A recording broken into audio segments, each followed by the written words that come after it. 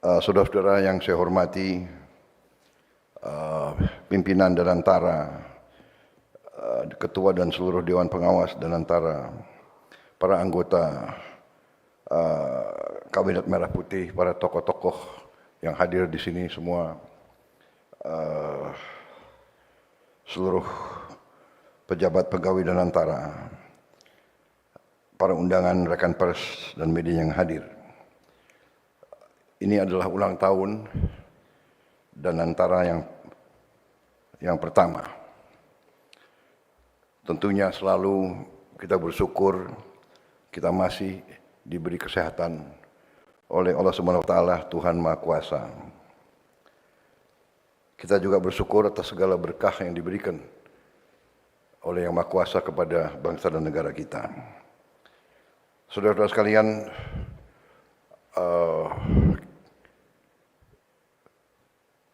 Danantara adalah suatu konsolidasi dari semua aset yang dimiliki bangsa dan negara kita.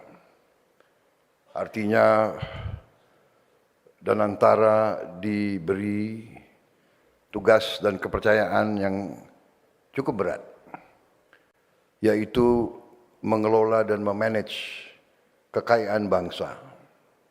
Kita beri nama Danantara,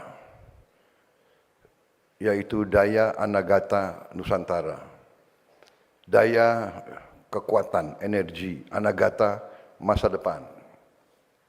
Jadi Danantara harus menjaga dan mengelola kekuatan, energi bangsa kita untuk masa depan. Demikian pentingnya Danantara. Saya sebenarnya ingin menyampaikan suatu pengarahan yang cukup komprehensif, tapi saya khawatir nanti akan tabrakan dengan azan maghrib dan buka puasa. Karena itu saya akan lanjutkan. Kalau begitu nanti azan maghrib kita break dan kita bisa lanjutkan pengarahan saya di lantai 1 sesudah sesudah batal. Bagaimana? Setuju? Kok kurang keras? Setuju? Kalau enggak kita terus di sini aja, ya. Sebetulnya saya juga ingin fokus kepada hal-hal yang penting. Kita bersyukur, ya, kita sekarang sudah punya suatu badan bisa disetarakan dengan sovereign wealth fund di dunia.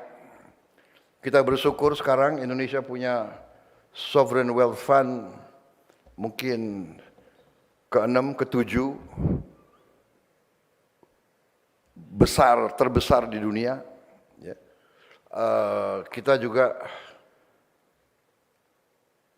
bersyukur bahwa manajemen 1 tahun ini sudah membuktikan bahwa dengan manajemen yang baik, dengan pengelolaan yang baik, terutama dengan will yang benar, ya, dengan political will, dengan jiwa yang benar, hasil sudah kelihatan. Saya dapat laporan, mudah-mudahan ini laporan benar. Jangan main-main lagi dengan saya, laporan palsu, laporan menyenang-nyenangkan, laporan supaya bisa akal-akalan. Saya kasih peringatan keras ini.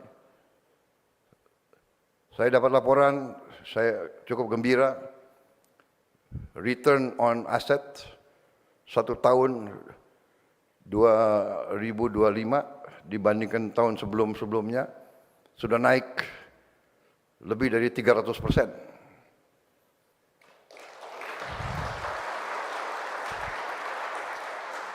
Ini cukup baik dan ini membuktikan premis kita mendirikan Danantara ini. Bahwa tidak mungkin suatu manajemen yang baik kalau tidak di satu kendali, di satu tangan, di satu manajemen. Tidak mungkin kita ngelola 250 perusahaan. Bahkan ternyata saya baru tahu, bukan 250, 1000 perusahaan lebih. Tidak ada pelajaran manajemen dimanapun di dunia. Satu manajemen bisa ngelola 1000 entitas. BUMN didirikan oleh pendiri-pendiri bangsa kita. Dulu namanya perusahaan negara. Sekian puluh tahun bergerak. Kita tidak punya industri tekstil, negara mendirikan. Patal Senayan. Tidak punya industri kertas, kita butuh buku. Anak-anak perlu belajar. Negara mendirikan pabrik kertas. Tidak punya obat. Waktu merdeka, negara mendirikan perusahaan-perusahaan farma. Tetapi lambat laun itikat baik ini terjadi penyimpangan-penyimpangan. Negara dalam keadaan baru awal-awal merdeka mendirikan perusahaan negara Pertamina. Ternyata itikat baik pendiri-pendiri bangsa itu akhirnya melahirkan anak perusahaan, cucu perusahaan, dan cicit perusahaan.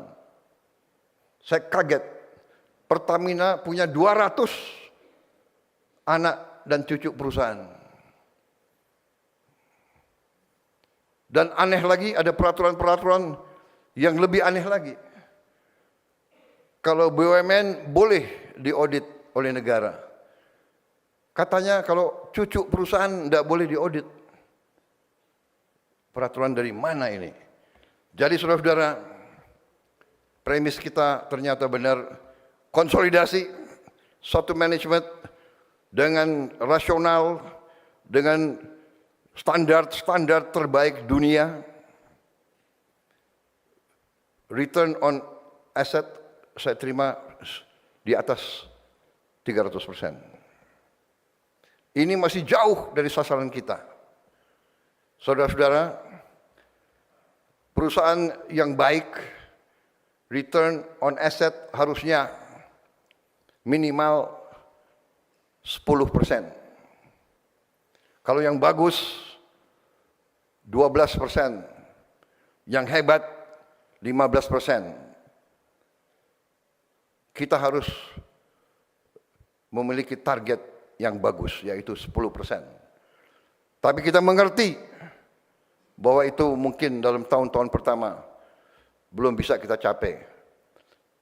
Kalau hanya 5% return on asset, berarti Danantara harus kembalikan ke negara 50 miliar dolar tiap tahun. 50 miliar dolar adalah Menseknek berapa? Berapa? 800 triliun. Jadi pimpinan Danantara, sasaranmu masih jauh. Tapi tidak mengapa, saya yakin dan percaya kunci dari manajemen yang baik adalah di hati, di jiwa. Karena itu,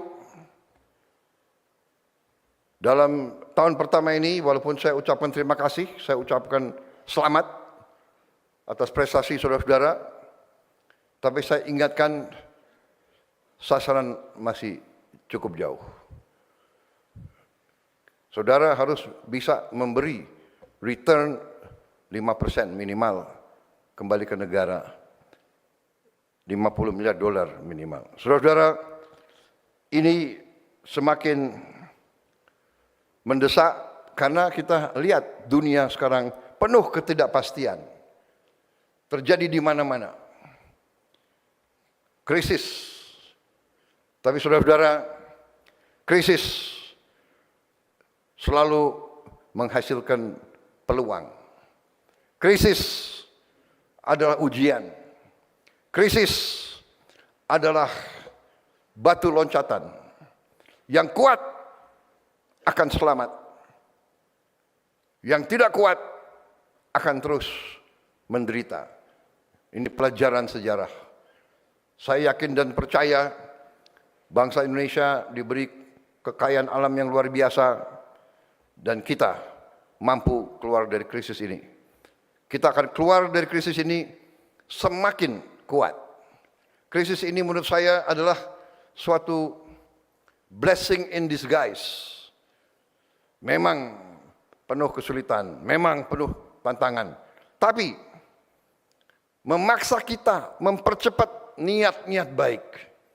Kita sudah punya rencana swasembada pangan. Alhamdulillah sudah tercapai sebagian.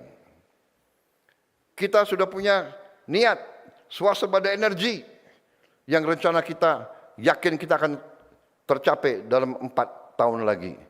Tapi ini maksa kita akselerasi. Kita harus percepat.